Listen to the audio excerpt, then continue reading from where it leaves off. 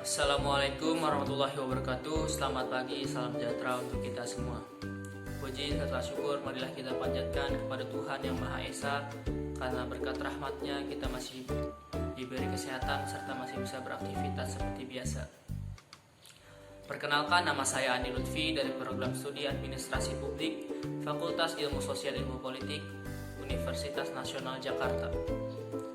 Di sini saya akan mempresentasikan sebuah materi dari mata kuliah Asas-asas Manajemen yang berjudul Teknik Pengambilan Keputusan dalam Manajemen.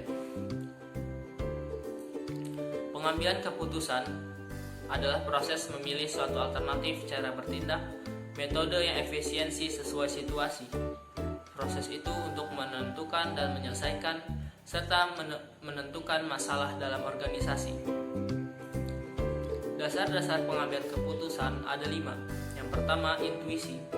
Pengambilan keputusan yang didasarkan atas intuisi atau perasaan yang memiliki sifat subjektif sehingga mudah terpengaruh. Yang kedua, pengalaman. Pengambilan keputusan berdasarkan pengalaman memiliki manfaat bagi pengetahuan praktis. Yang ketiga adalah fakta. Pengambilan keputusan berdasarkan fakta dapat memberikan keputusan yang sehat, solid, dan baik. Yang keempat adalah wewenang. Pengambilan keputusan berdasarkan wewenang adalah dilakukan oleh pemimpin terhadap bawahannya atau orang yang lebih tinggi kedudukannya kepada orang yang lebih rendah kedudukannya. Yang terakhir, yang kelima, pengambilan keputusan berdasarkan logika dan rasional. Ialah suatu studi yang rasional terhadap semua unsur pada setiap sisi dan proses pengambilan keputusan. Macam-macam keputusan ada 3. Yang pertama, keputusan personal dan keputusan organisasi, keputusan dasar, dan keputusan rutin. Faktor-faktor yang mempengaruhi model keputusan ada 3. Yang pertama, struktur kedudukan dalam organisasi.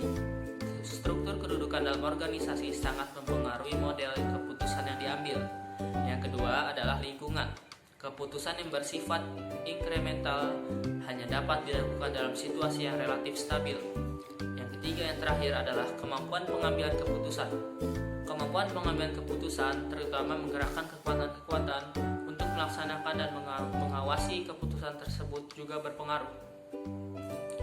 Proses pengambilan keputusan ada 3. Yang pertama, tahap penyelidikan atau intelijensia. Yang kedua adalah tahap perancangan atau mempolakan. Yang ketiga, yang terakhir adalah tahap pemilihan. Teknik-teknik pengambilan keputusan ada 6. Yang pertama, analisis diagram Pareto. Yang kedua, analisis perbandingan sepasang. Yang ketiga, analisis jaringan. Yang keempat, teknik implikasi plus minus. Yang kelima, analisis kekuatan lapangan. Dan yang terakhir adalah analisis biaya dan manfaat. Metode pengambilan keputusan menurut Webb ada 2, model kuantitatif dan model kualitatif. Model kuantitatif dalam hal ini adalah model matematika, yaitu serangkaian asumsi yang tepat yang dinyatakan dalam serangkaian hubungan matematis yang pasti. Contoh model kuantitatif adalah indikator dari pemerataan dan perluasan pendidikan, yaitu APK, angka partisipasi kotor, dan APM, angka partisipasi murni. Untuk menentukan APM tersebut dapat digunakan rumus sebagai berikut. APM sama dengan usia 7 sampai dengan 12 tahun yang ditabung di sekolah per usia 7 sampai dengan 12 tahun seluruh siswa dikali 100%. Model yang kedua atau model kualitatif. Model kualitatif berdasarkan atas asumsi-asumsi yang ketepatannya agak kurang jika dibandingkan dengan model kuantitatif. Dan ciri-cirinya digambarkan melalui kombinasi dari deduksi-deduksi asumsi tersebut dengan mempertimbangkan yang lebih bersifat subjektif mengenai proses atau masalah yang pemecahannya dibuatkan model.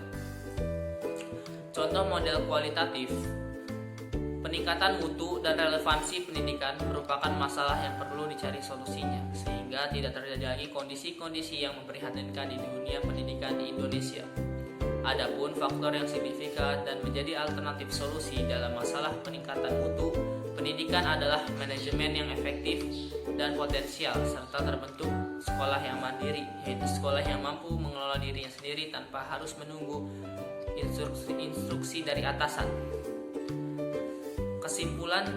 Kesimpulan dari teknik pengambilan keputusan adalah dalam mengambil keputusan kita harus mengambil berdasarkan dasar-dasar pengambilan keputusan tersebut, yaitu intuisi, pengalaman, fakta, wewenang, logika, dan rasional. Karena pengambilan keputusan berpengaruh kepada organisasi yang akan berpengaruh kepada pemimpin itu sendiri.